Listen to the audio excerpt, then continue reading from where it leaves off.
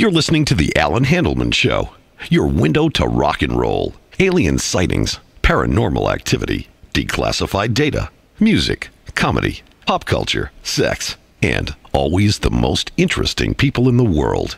We're glad you're back. I've been talking about UFOs and the whole idea of, are we being visited? What are they? Scientific views, and sometimes a little on the far outside. We kind of hear all sides of the story, let you make up your own mind. But one of the things that at least takes people who are on the fence on this and kind of puts them in the side that says, maybe something is going on, is the amount of information that's come out from former astronauts, government officials, military people, and police, even in recent years, coming out talking about interference with UFOs and military procedure. This is not just, hocus pocus, somebody throwing things out of thin air. It's there. This stuff, you can watch the videos on YouTube. It's going on.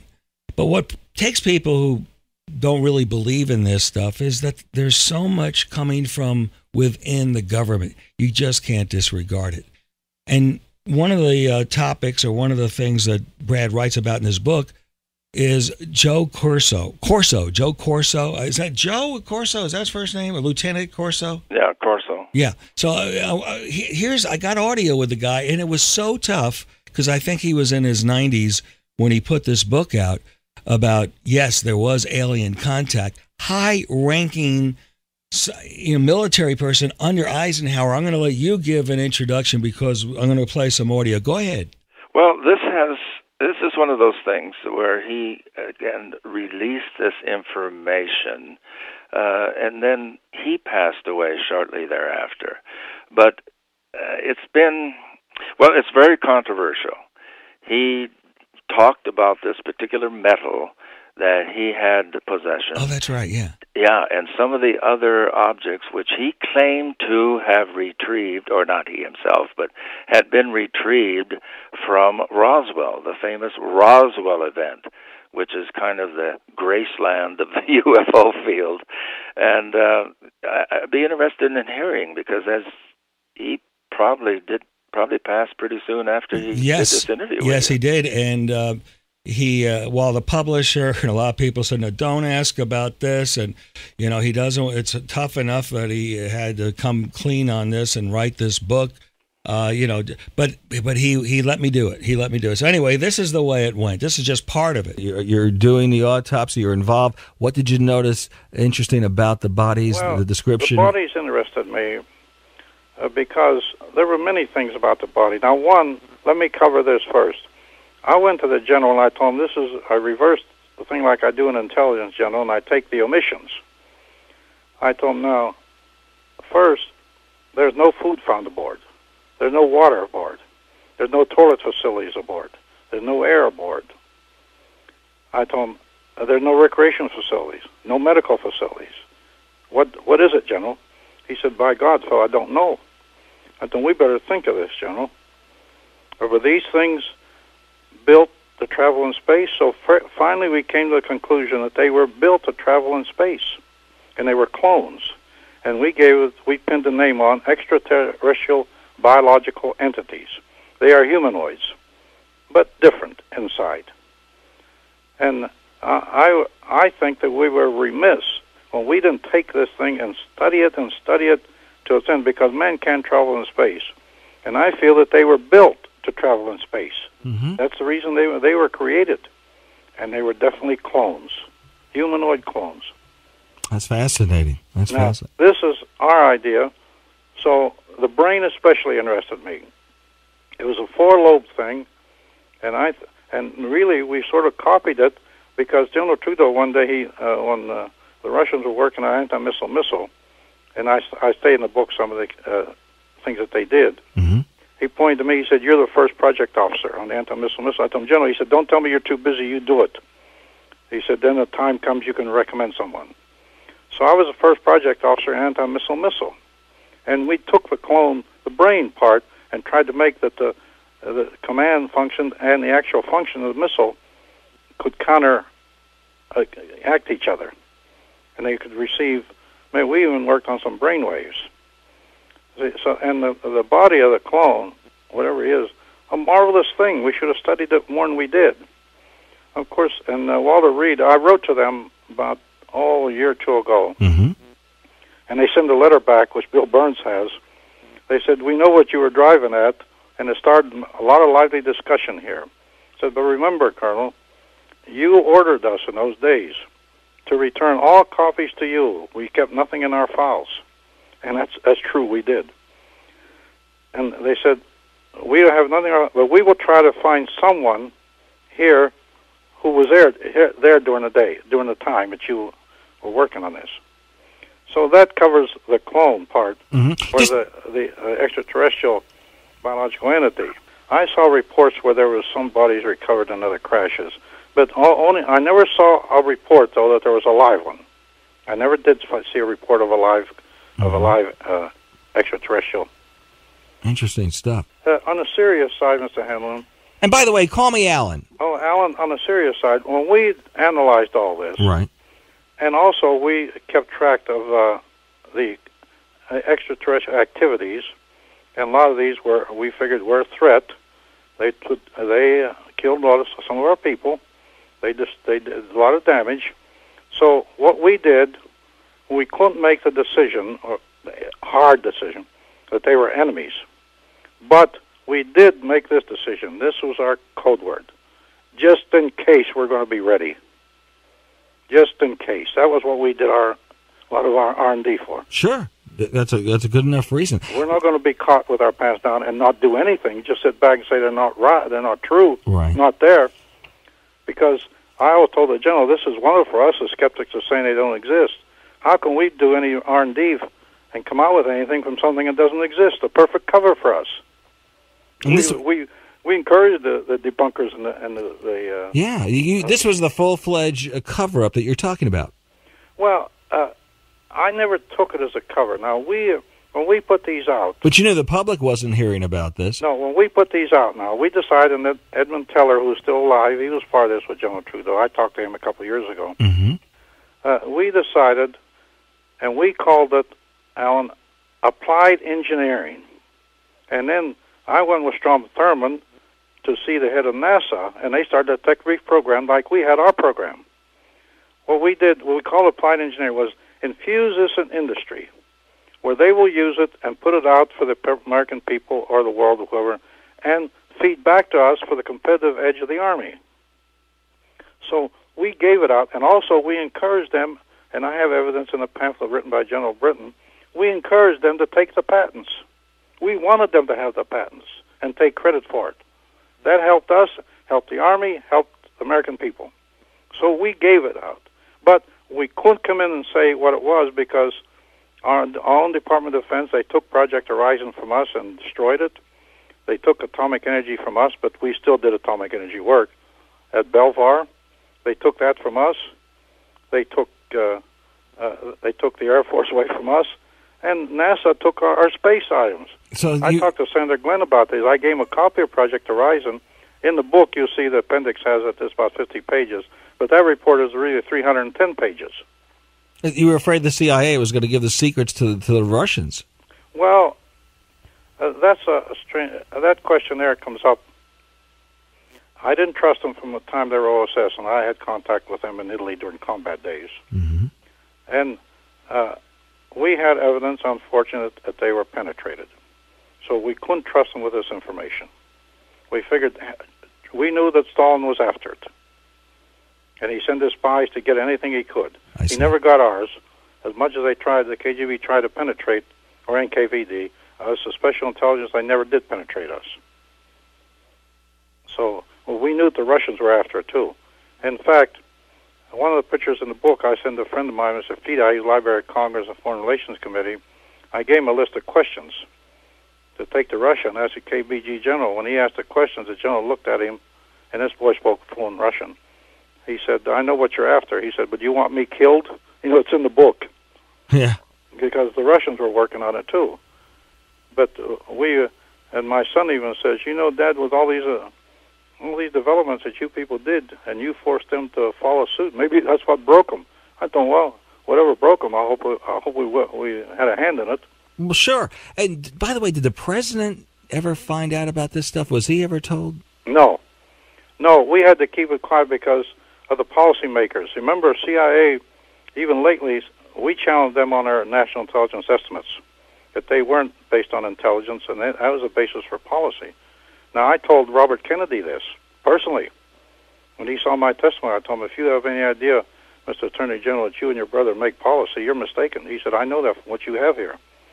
And lately, CIA came out in the newspapers, and I have the article that their estimates were not accurate. We knew that years ago. And also, I had evidence they were penetrated. The defector told me the man who came out of CIA interview him was one of his. So you see, we couldn't give him the material. And we're talking to Colonel Philip Corso. He was involved with the cover-up. He is now, of course, retired, and he's telling the truth. He's getting the story out. He kept his word not to get the story out before a certain person passed away. He made a pact with it. He'd never tell the story, and now he can tell it because that was the deal, and he kept the deal. Let's talk. I think the audience will find this fascinating. Let's talk specifically of the technologies that we've gained from wreckage of alien crafts, the actual things like fiber optics, whatever. I have here's. Let me line them up one by one. Sure. Number one, I think the most important thing we did was the integrated circuit. Number two, in line of importance, were lasers. Number three were fiber optics. Number four were imaging devices, night viewing they call them. Number five was we started radiated food because of this program. And also super tenacity fibers. Mm-hmm. When we first got the super nasty fibers that we couldn't cut or burn, even they were so tough. And we found out that the atoms were aligned in it, and the first thing we found, that the only thing in this world that compared with it was the spider web. We took the spider web, you can stretch it for miles and it won't break. Right. Atomically, the spider spins it atomically. We made flak jackets out of it. Only thing, we let out contracts to the University of Wyoming and others to try to clone the spider, but we couldn't get enough, and they never did clone it. But the first flak jackets we had in those days, now also remember, Mr. Allan, we devised the first heart pump. That's right. From our fluid dynamics. We had a little car at Harry Diamond Lab that ran on water. It was like the integrated circuit, only water. And I showed this to Senator Glenn. He was so amazed I had to give him a copy of the picture. And I told him, go up, you'll see it. Go up to Harry Diamond Lab. They might still have it up there. And these all fluid dynamics came out of it. That's these are the important ones that came out. Some of the missile developments, maybe also. We tried ultra-mental telepathy. We had a helmet built that could guide from brainwaves. By the way, in 1947, I know you weren't involved with the Roswell crash. No, I wasn't there then. But in talking to coworkers and officials within the agency, did anyone acknowledge that it did happen? As far as alien craft of some sort, did they ever give you information on that specifically? That it happened? Yeah, whether it was what they claim is as a yes, balloon. I think. I had information that it did happen. It did happen. So it wasn't a satellite balloon as they have stated. Oh no. And I don't even want to comment on that. I don't know why they do those things. It's so ridiculous. Yeah. My stuff, my material came from that crash. Some of it got lost. General Twain even said in 1952 the Air Force R&D was not well. They were only about 4 years old then. And also, Army R&D was very disorganized in those days. Army R&D was under logistics. It was a secondary mission. Mm-hmm. Then in '59, General Trudeau combined it all. Then we had a good organization. We combined all the universities, the research labs, all under one head. Then we started to operate. So we were very fortunate. Before that, it wasn't organized right. And I have all that data. I send it all to Bill Burns, which gives a whole organization of research and development. Does a great job, too. You got to read this book, folks, the day after. What you're listening to is at least 10 years old, Colonel Corso. Maybe a minute or two more, then we're going to continue with Brad Steiger, Real Time and Reaction. I had my job, and we stuck to it. We had the things were going good. We covered our tracks pretty well because we had the experience. We knew what the government was like. We knew what the enemy was like, the Russians. We knew what they were like. We covered our tracks pretty well. No paper trail. It was kept just head to head, mind to mind, from officers who trusted each other. And we just went ahead and did our job, and we didn't cross-fertilize with the Air Force or Navy or no one. So when you went home, Philip, after a day's work, you were able to shut it off. You weren't saying, "Oh man." Well, during the war, one time, one of my sergeants came to me during artillery barrage. I was sitting by a tree, and he said, "Sir," he said, "a penny for your thoughts." I told him, "No thoughts. I've learned to shut my mind off to a blank." That's a talent. Hey, said, maybe that helped me sometimes to keep sane. Oh, yeah. Let's talk about Project Blue Book, the purpose of it and the function of it and the history of it. I took Project Blue Book. I can speed read, I had the type of photographic mind. Mm-hmm. And I went through Blue Book. To me, it gave me the impression of a mixed-up conglomerate of facts, and it wasn't worth for me reading. So I put it down and never read it again. It wasn't worth it to me. That's interesting. I figured, why did they do this? They almost don't understand the intelligence of the public. I mean, they almost underrate. Well, I have a nephew he's research director at DACO, and he told me one time, he said, "Uncle Phil," he said, "what do they think? That we're going to pull our hair out, we're going to panic, we're going to run around here?" He said, "We're not going to do that." He said, "We're not going to beat our breast and pull our hair. We want to know this information. Tell us. Don't hide it from us. We won't run and hide." And I think the young man was right. That's the way the young people feel about it. Let us know. Please let us know. We want to know this stuff. Don't hide it from us. Yet, I don't know why they always take the other tack, hide it from us. We didn't hide it from it. We had no choice of what we did, but at least we did something with it. And we gave it to the public. We're talking to Philip J. Corso. He's a retired colonel involved with the cover-up. It was what he studied from the wreckage of alien crafts that led to things like lasers and fiber optics. And it was General Trudeau that led the Pentagon investigations through Philip Corso. And that knowledge led to the final victory on the Cold War and winning against the Russians just by persistence. Yeah. And Allan, let me tell you something. I have the Army send me, I wrote to 20 Army agencies and they all answered me. They send me pamphlets written in 61, 62, and 63, which I have. Mm-hmm. And at the right time, if any of the skeptics and criticize, I'm going to put these papers out and say, look at these now. Call these people. What are these people saying? Where did this come from? And I have those available. So I'm not concerned with what they say. I figure the people deserve it. They can take it. I'm not putting any pressure on anybody to take it or one way or the other. I'm telling the way it was, and most people like it. That's what they want to hear. Wow, this stuff is bringing back memories, kind of blowing my mind. Hey, keep an open mind. You hear all sides of the story. You make up your own mind. We're talking about conspiracies and secret societies. The new book, completely updated, and it's a gem. Lots of pictures. It's Brad Steiger.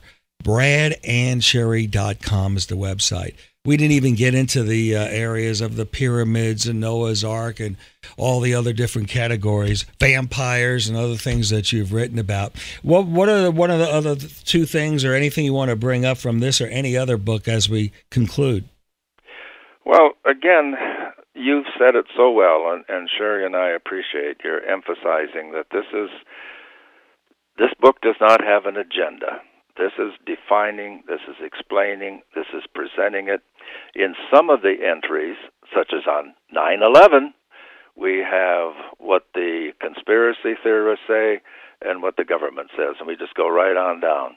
When we deal with HARP, this very controversial development, secret base up in Alaska, the Navy is allegedly doing just meteorological studies of the weather, but then others say that's what caused the Fukushima earthquake and tsunami. Mm-hmm. Mm-hmm. That's what caused Katrina. It's controlling the weather. In other words, anyone who can really control the weather, look at the decided edge that person would have in any military conflict. But then we go here again. We go what the officials say up there in the base, and then we have conspiracy theorists, and we go bunk, bunk, bunk, bunk, right on down. Doing some things in dialogue that way. This is what is said, this is what is charged, this is the defense, or this is the explanation.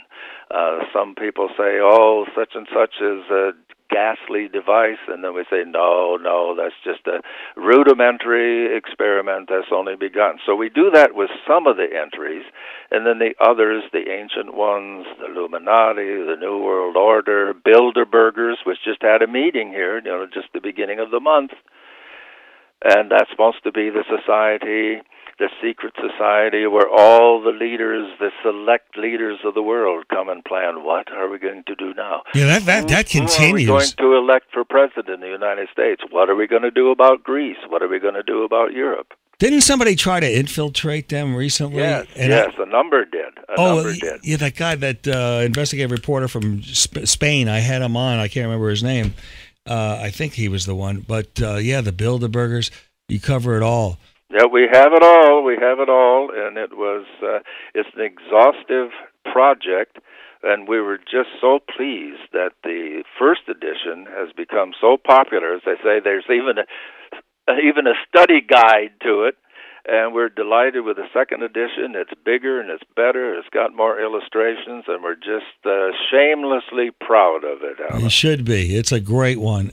Highly recommended. Very, very, very cool for summer reading as you go on vacation. It's really cool. Brad, it's been great. Wonderful. This is an exciting program. This should, this should get play over and over across the country. Yeah. It's just some of the stuff, some of the audio we've been listening to all together, the audience, you and I haven't heard in so many years, and the significance of what he's saying kind of sinking in. Why would a man in his 90s, referring to Corso, why would he, what is he trying to gain at that point in his life to lie? It couldn't have been monetary gain, that's for sure. No. Thank you, Brad. Thank you, Allan. That's strange stuff. All right, we're going to take a break here and a complete change of pace. Ian Anderson of Jethro Tull, he has a new album out, Thick as a Brick 2, just released, new summer tour. Ian Anderson of Jethro Tull. When we get back. This is the Allan Handelman Show. Compelling talk radio. I want to tell you a little more about that Super USB Wi-Fi Antenna 3. It's very important if you're on the road and you're trying in the car or wherever you are, you need some Wi-Fi, you need a hotspot, but you just can't get enough power to pull it in. This does the trick. It is amazing. And there's a special price he's putting on it, $99 if you use the code Allan. And this can be used at home. You can, once a lot of people are using this, it's so powerful, bringing in weak signals. Even if you have a neighbor, let's say, who has Wi-Fi, and he makes an arrangement with you. If you want to pick it up, I'll let you pick it up, share the cost, and you can pick it up and split the costs. You can cover the neighborhood with this, and wherever you happen to be. I like using it on the road because sometimes you're at a hotel and it's pretty slow sometimes, and you can just put this on the window. It's pretty cool. See for yourself. Go to the website ccradio.com. ccradio.com. 800-522-8863. It is so cool to look at this stuff. I guarantee you this is a company you're going to be happy with.